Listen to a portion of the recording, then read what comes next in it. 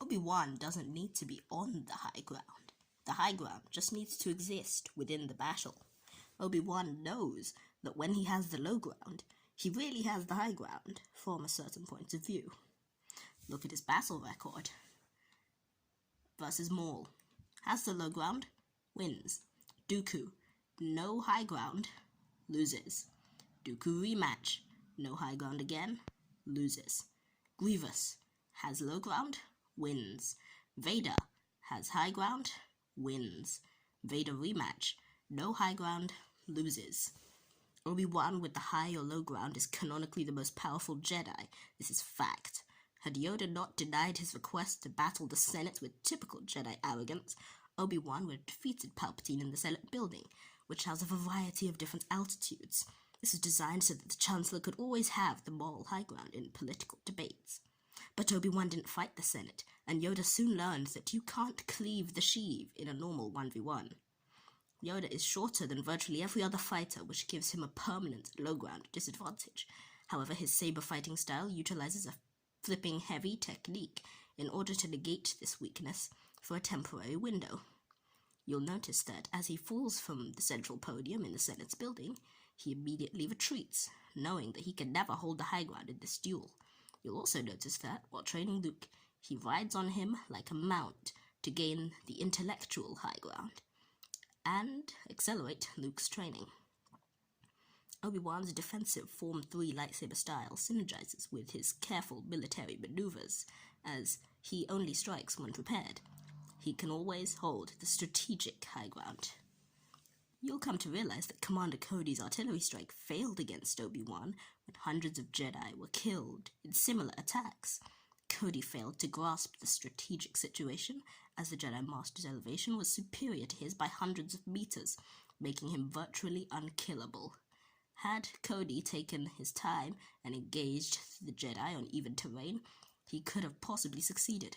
Obi-Wan then retreated under the surface of the lake so that he could maintain the topographical low or high ground.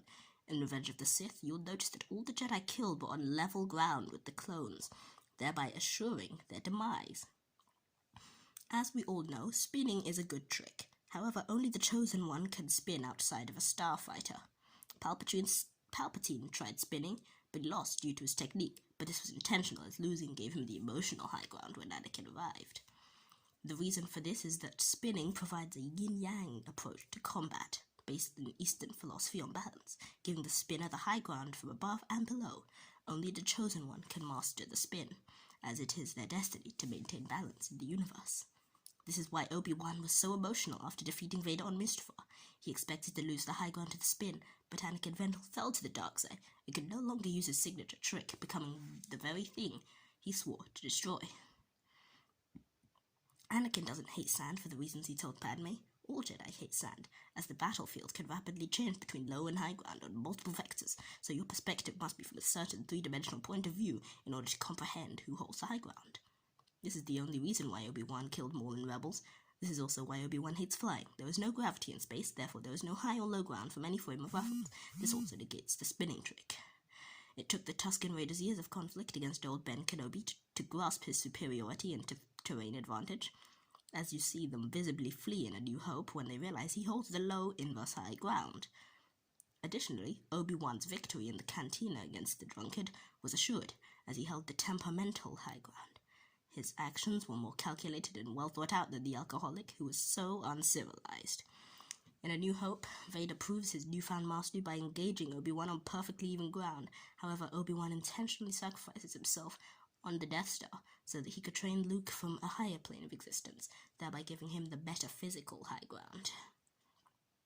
Why was Vader so invested in the construction and maintenance of the Death Star? Because he knows Obi-Wan can't have the high ground if there's no ground left. As seen through the events of the Clone Wars, Obi-Wan was known to be on friendly terms with Senator Organa, whose homeworld held large quantities of mountainous terrain, the perfect habitat for a Jedi Master. Grand Moff Tarkin was already in position to destroy Alderaan as a first target, as the distance from Scarif to Alderaan was too vast to reach between the escape and recapture of the Tantive 4, even at 1.0 light speed. Alderaan had been the additional target all along, as Obi-Wan with the high ground was the primary threat to the Death Star. How? Because a moon-sized space station would have some form of gravitational pull, thereby negating Obi-Wan's zero-gravity weakness. Obi-Wan with the perpetual high ground and no-orbit starfighter would easily be able to fire proton torpedoes through a ventilation shaft, although the Empire was uncertain of the specific weakness of the Death Star planned by Caitlin Erso, who was a good friend. In Return of the Jedi, you can see that the throne room contains a variety of different altitudes. Palpatine placed these there to ensure Vader's defeat. However, she failed to realize that his weakness was no ground, and should have covered that useless gaping pit which does nothing. A common misconception is the idea of a prostrate position version of the high ground, wherein Obi-Wan lies flat on his back, giving him tactical superiority from his point of view. However, this strategy is futile, as for the high ground to come into effect, there must be a differential between both parties on the x-axis and y-axis to model at least a significant variation for both absolutes, angles only a Sith would deal in. For Obi-Wan's high ground powers to have full effect, he must stand between 15 and 75 degrees, n over 12 to 5 n over 12 radians, diagonal from his opponents, on any quadrant of the trigonometric circle. In conclusion, Obi-Wan uses spatial relativity and Taoist doctrine in order to always invoke his high ground powers. I'm not sorry for this. This was too many tweets. Followed by Twitter. Also, I'm famous.